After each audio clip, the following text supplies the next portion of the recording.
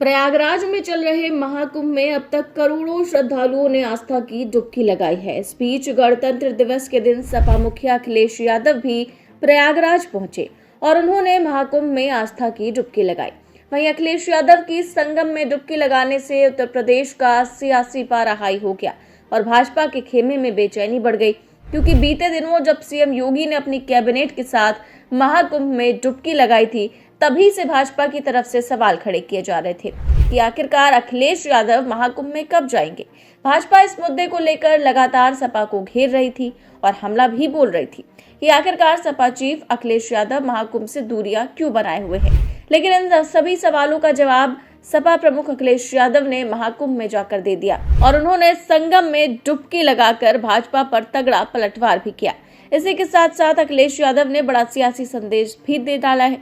संगम में स्नान करने के बाद सपा मुखिया ने बताया कि उन्होंने 11 डुबकी लगाई है। इस दौरान अखिलेश यादव ने कई मुद्दों पर योगी और मोदी सरकार को निशाने पर लिया और बड़ी डिमांड कर दी। आज 26 जनवरी है। सबसे पहले तो गणतंत्र दिवस की पूरे देश के सभी लोगों को बहुत बहुत बधाई देना चाहता हूं। गणतंत्र दिवस के शुभ अवसर पर आज मैं संगम में महाकुंभ में शामिल होने आया हूं। महाकुंभ में शामिल होने आया हूं। हमारी कामना है कि जनता सुख समृद्धि और खुशहाली के रास्ते पर जाए। जनता का कल्याण के लिए संकल्प करने, कामना करने भी आए हैं। जहां ये कुंभ, जिस स्थान पर संगम है, 3 नदियां मिलती हैं, गंगा, यमुना, सरस्वती। हमारी यही कामना है कि सौहार्द, सद्भावना और सहनशीलता बनी रहे। महाकुंभ के आयोजन में ये पौराणिक है कि बिना बुलाए और अपने आप सब लोग आते हैं। अपनी व्यक्तिगत आस्था है उनकी सबकी। आज हमें भी मौका मिला है। मैं आज महाकुंभ में स्नान कर करके जा रहा हूं। मैंने 11 डुबकी लगाई हैं। सर, योगी जी ने कहा यूपी का बंटवारा नहीं होना चाहिए, क्या कहेंगे आप? देखिए, बंटवारे और नकारात्मक राजनीति के लिए जगह नहीं है। आज कुंभ का तो यही संदेश होना चाहिए, सकारात्मक संदेश होना चाहिए। और आज के दिन यही संकल्प हो कि जब कभी भी हमें याद आए कुंभ, तो हमें सौहार्द, सद्भावना और सहनशीलता हमेशा बनी रहे।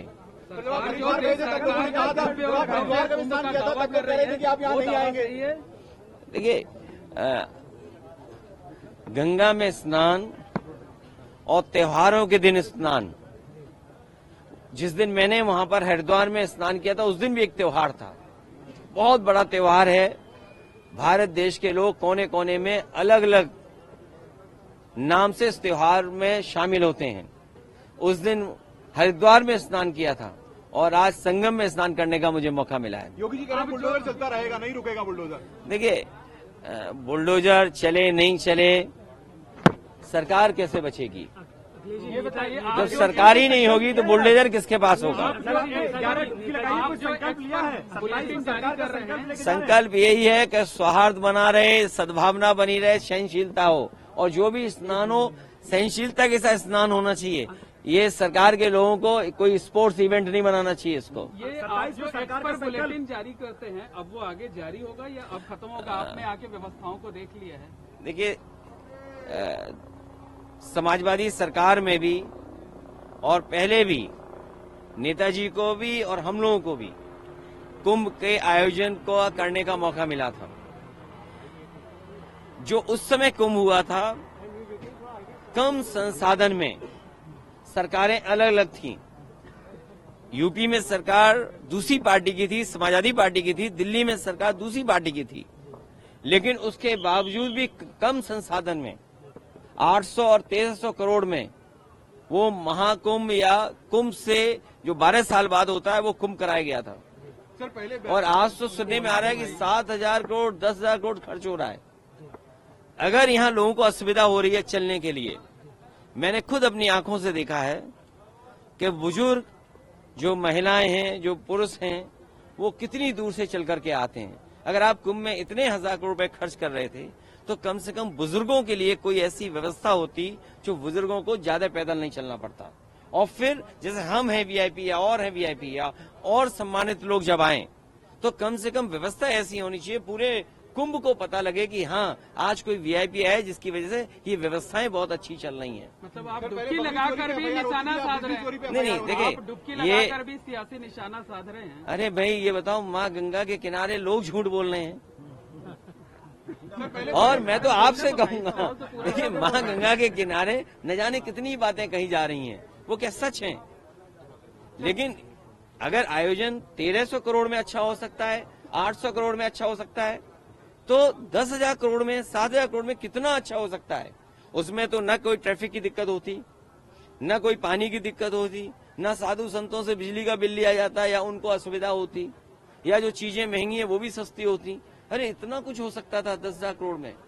और फिर तो दिल्ली की सरकार भी उनकी है और वो भी अर्थव्यवस्था कहाँ पहुंच रही है, तो 10,000 करोड़ और मांगने चाहिए। हमारी मांग है उत्तर प्रदेश सरकार को दिल्ली सरकार 10,000 करोड़ और रुपए दे, जिससे महाकुंभ के आयोजन के लिए, जिससे यहाँ की ट्रैफिक व्यवस्था अच्छी हो, बुजुर्ग हों, महिलाएं हों, बच्चे हों, उनको बहुत दूर से अपने सर पर, अपने कंधे पर सामान रख करके न लाना पड़े, कोई सुविधा हो जिससे यहीं पर आ जाएं। और साथ ही साथ दिल्ली सरकार जहाँ बजट दे 10,000 करोड़, और वहीं ये जो किला है वो भी उत्तर प्रदेश सरकार को दे दे, क्योंकि यहाँ परंपरा ये है कि लोग दान कर करके जाएं।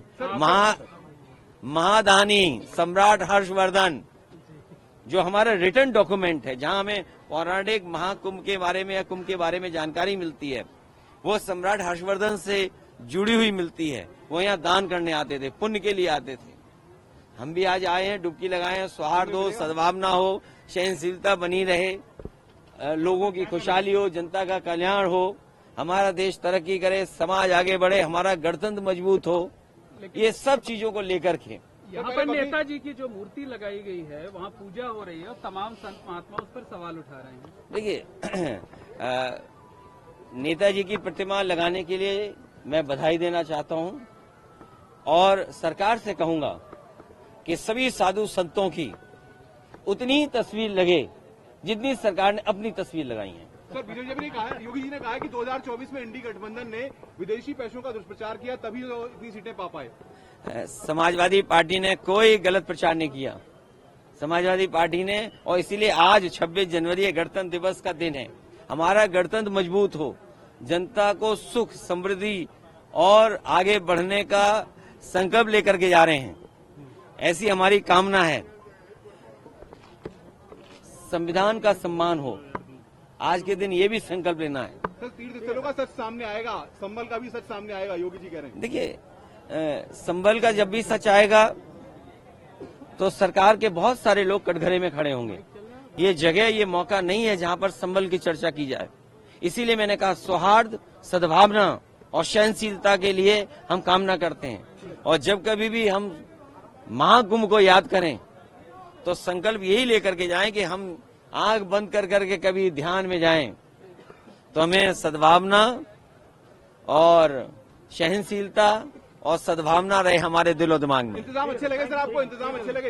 इंतजाम 10,000 करोड़ में और भी अच्छे हो सकते थे। दिल्ली वालों को भी अपना खजाना खोल देना चाहिए।